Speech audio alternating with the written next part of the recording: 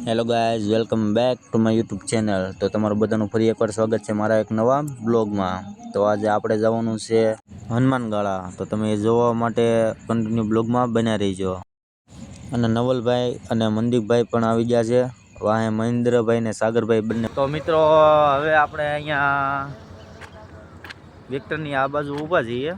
આ હેલિકોપ્ટર આવવાનું છે એમ કહે છે, અહીં હેલીપેડ બનાવેલું છે, તો તમે જોઈ શકો છો। તો આપણે હેલિકોપ્ટર આવે ત્યાં લગીને ઊભા રહી, પછી પાછા રવાના થઈશું હનુમાનગાળા જવા માટે। આઈન પા બધા ઊભા છે, બધા કહે છે કે જોઈને જઈએ। તો હજી કન્ટિન્યુ બ્લોગમાં બન્યા રહીજો, હેલિકોપ્ટર આવે છે કે નહીં એ જોવા માટે। તો મિત્રો હેલિકોપ્ટર તો કાંઈ આવ્યું નહીં, આવવામાં હજી વાર છે। તો હવે બધા ભાગ્યા છે, કારણ કે અમારે હજી બે ઠેકાણે જવાનું છે। તો ફાઇનલી મિત્રો આપણે હનુમાનગાળા પહોંચી ગયા છીએ, બધા જાય છે આગળ। અને આ ટકરીયું શું કામ કરે ને જરાક મને કમેન્ટમાં કહેજો, કારણ કે મને નથી ખબર શું કામ ટકરીયું કરે। મારે આ બીજી વાર આવ્યો પણ આ ટકરીયું શું કામ કરે એ મને કાંઈ ખબર નહીં। તમને ખબર હોય તો જરાક કમેન્ટમાં કહેજો। તો ફાઇનલી મિત્રો આપણે હનુમાનગાળા પહોંચી ગયા છીએ, અને આ છે હનુમાન દાદાનું મંદિર। આ જાય છે બધાય, તો તમને આગળ દર્શન કરાવી, તમે પણ દર્શન કરી લેજો। આ આપણે પહોંચી ગયા, હિતેશભાઈ દર્શન કરે છે। આ છે હનુમાન દાદાનું મંદિર, કાલે હનુમાન જયંતિ પણ છે, તો આજે આપણે એક દી અગાઉ દર્શન કરી લીધા, તમે પણ દર્શન કરી લો। ફાઇનલી ગાઈસ અમે પહોંચી ગયા છીએ હનુમાનગાળા, મંદિરના દર્શન કરાવી દીધા છે। આ બધા પણ દર્શન કર્યા છે, હું પણ રહી પણ બ્લોગ ઉતારી દઉં, પછી મેં કીધું હું પછી દર્શન કરું।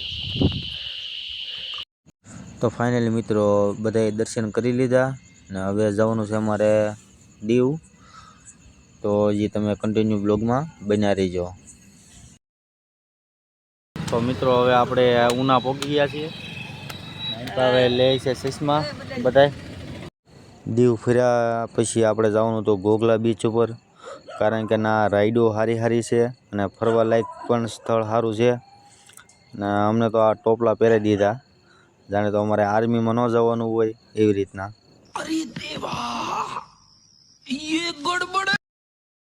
તો ફાઇનલી મિત્રો આપણે ઘોઘલા બીચ ઉપર આવી ગયા છીએ, તમે જોઈ શકો છો।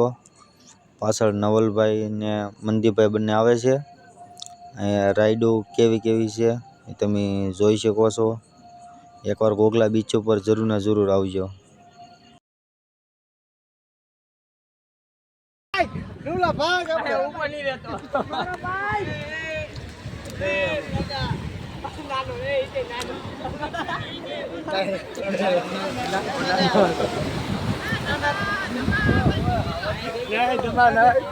હેલો ગાઈસ, અત્યારે આવી ગયા છે દીવમાં।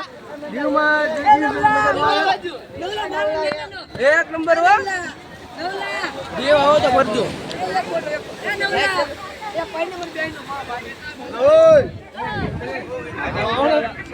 ઘડીક આટા મારતા હતા તો નાથી વિમાન પણ નીકળ્યું, તમે જોઈ લો કેટલું નીચું છે।